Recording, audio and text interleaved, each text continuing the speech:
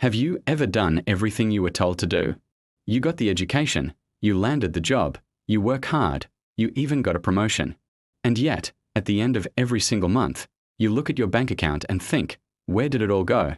You feel like you're running on a treadmill, putting in all this effort, sweating, working your tail off, but you're not actually moving forward.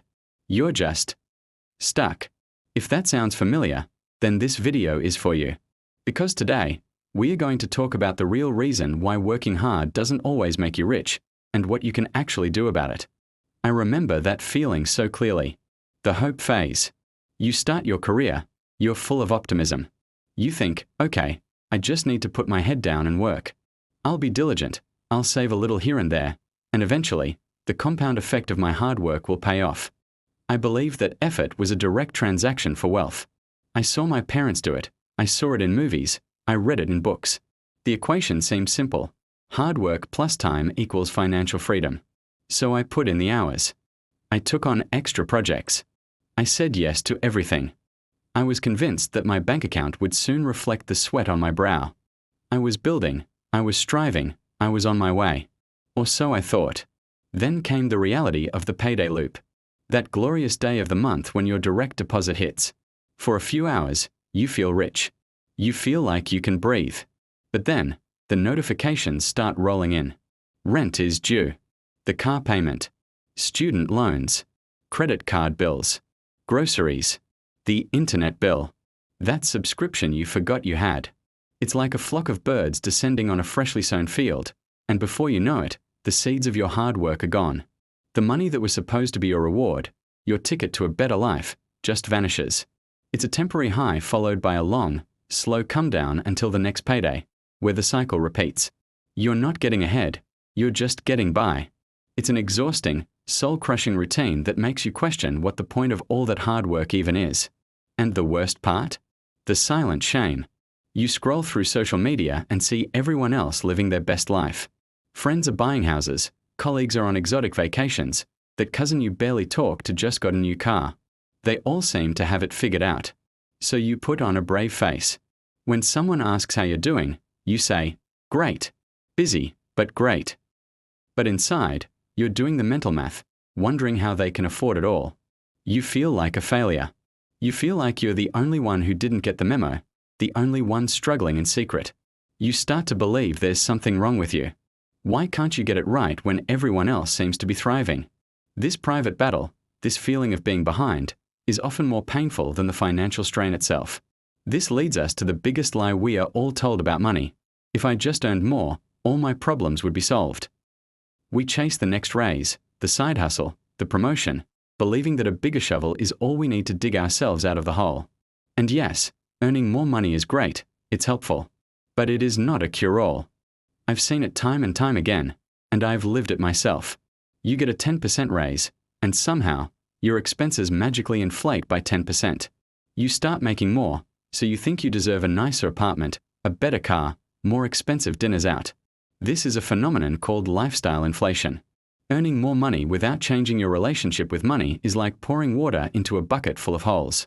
The flow increases, but it still all leaks out. The problem isn't always the size of your income. It's the size of your habits. So what's really going on? We are caught in a psychological trap that's almost invisible. First, as we just discussed, there's lifestyle inflation. As your income grows, so does your spending. Your needs expand to match your earnings. Second, we are wired for instant gratification. We live in a world of one-click purchases and buy now pay later schemes. Waiting is hard. Saving for a future goal feels abstract, while the pleasure of a new gadget or a fancy meal is immediate and tangible.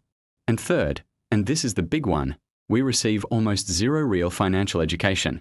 School teaches us trigonometry and history, but not how to budget, how to invest, or how to understand debt. We are sent out into a complex financial world with no user manual, forced to figure it out through painful and expensive trial and error. These invisible forces work together to keep us broke, no matter how hard we work. For me, the moment of awareness, the turning point, wasn't some dramatic event. It was a quiet Tuesday night. I was staring at my bank statement, feeling that familiar wave of anxiety and frustration wash over me. I had just gotten a raise a few months prior, but I was in the exact same position, if not worse. And in that moment, it just clicked. The problem wasn't my income. The problem was me. I had no control. Money was controlling me, my emotions, my decisions, my life. I realized that financial freedom isn't about how much money you make. It's about how much money you control. It's about being the master of your money, not its servant. It was a humbling and terrifying realization, but it was also incredibly liberating. Because if I was the problem, it meant I could also be the solution. So, I started small. So small it felt almost stupid. I didn't create a massive, complicated spreadsheet. I just started tracking my expenses. I used a simple notes app on my phone and wrote down everything I spent money on. The morning coffee, the subscription, the lunch I bought because I was too tired to pack one. No judgment, just data. Seeing it all laid out was a shock. Then, I learned the power of the word no. Not just to others, but to myself. No, I don't need that new shirt. No, I don't need to eat out for the third time this week. I started prioritizing saving, even if it was just $20 from each paycheck. I set up an automatic transfer to a separate savings account the day I got paid. These weren't life-altering, glamorous changes. They were small, consistent actions that began to shift the balance of power. And then came the phase of quiet growth. This is the part nobody ever makes a movie about because, honestly, it's kind of boring. There are no fast cars or champagne parties. It's just progress. Slow, steady, unexciting progress. It was checking my savings account and seeing the balance slowly tick upward. It was paying off a credit card and feeling a weight lift off my shoulders. It was realizing I had gone a whole month without a single late-night anxiety session about my finances. This growth wasn't loud or flashy.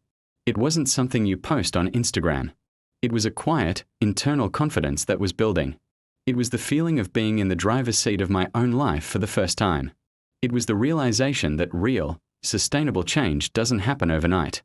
It happens day by day, choice by choice. And that brings us to the final truth, the core message I want you to take away from this.